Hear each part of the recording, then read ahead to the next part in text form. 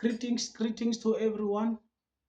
On this video, we are going to talk about the EFF strategic planning over the past weekends from Friday until the Sunday, where they were going to plan about their local government elections that is supposed to be held in this year of 2026. We want to hear what are the people thinking about what the EFF is saying. Illuminate yourself, align with current affairs, have facts, and be reasonable.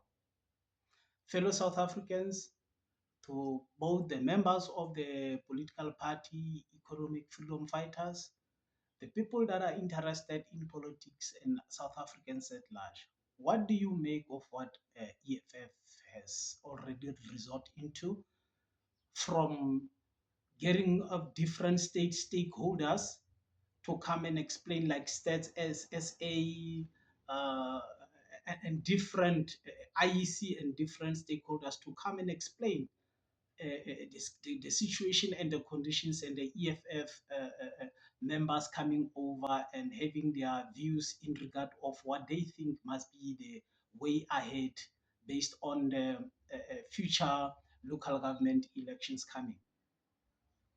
One of the major issues that was picked up is the expenses in regard to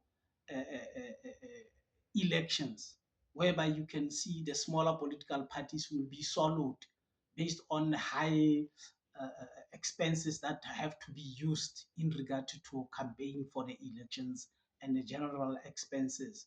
Is it not another way of eliminating a higher number of political parties, where you find that black political party are 470 and people like Boy Mama Bolo also have a political party? You just go to CIPC and register a political party. Is it not the other way to eliminate them?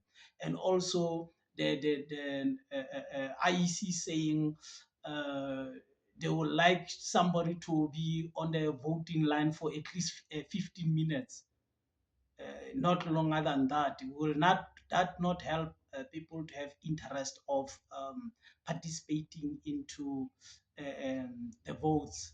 And also the issue of encouraging young people to participate into voting, whereby the EFF has shown that the young people will have to start now doing their best to make sure that the people that get into any EFF bars, they have registered, etc., etc. And from now onwards, they must also in their areas make sure all the young people have registered. Then they will be for them to register, and then they will be them to be encouraged to automatically go and vote.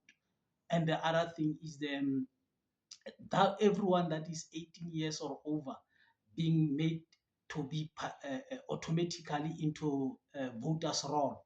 And then you can have the voters roll and you see in your area which person is a registered voter and who is not. But if the IEC will go according to how they want, then it automatically means everybody will be on the voters roll. And then you can just go in your area, go and check if the person is for real on the voters roll.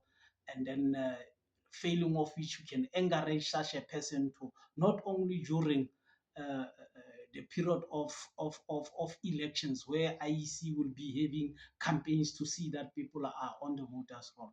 You must remember that IEC offices are open all the time, any other time, whereby everybody can just go and register himself to be a voter in South Africa. Normally, our people will think that only during the time that there's a window period, open period, where IEC will give us a chance to register to vote.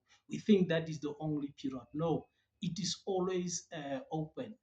And then among all the others, Julius Malema make a very strong utterance to say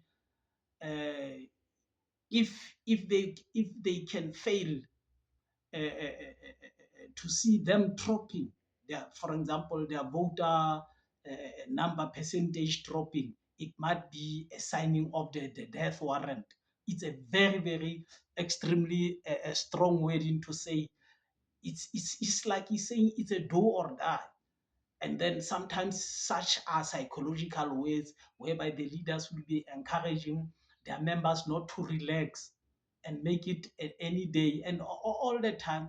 A a bull or an animal that was shot, or in other words, you shoot at it and then you shoot it missly. In other words, little of it, that animal will run like hell because it has just heard the pain of being shot, even though you shoot it and then it escape.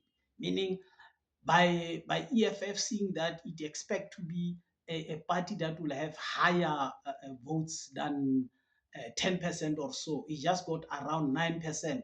That is how it will encourage it not to relax, instead work much harder to get to the heights. Do you think that will encourage them to go all out, to go higher? Because some of the people, they left EFF after the election thinking that because of some of utterances or decisions, the EFF could not have gone over 10% or 12 or 18% as it was expected as a result, because they expect something better of it, or more people were thinking they are on the list, they will be in parliament, and they thought, ish, our opportunity have been missed. What do you think about how the approach that they took now, and to say we are tired of pushing people with the wheelbarrows?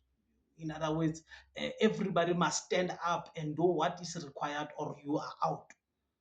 Even though sometimes I think some of the South Africans, they come onto the culture of laziness, and then when they were told to get going, they feel like, yeah, you are too hard at us, and then they wanted to be babysitted.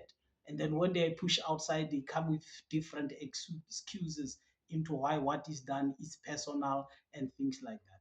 Let us hear what you think about this EFF strategic planning on the comment section. Let's meet on the comment sections. Thanks for watching.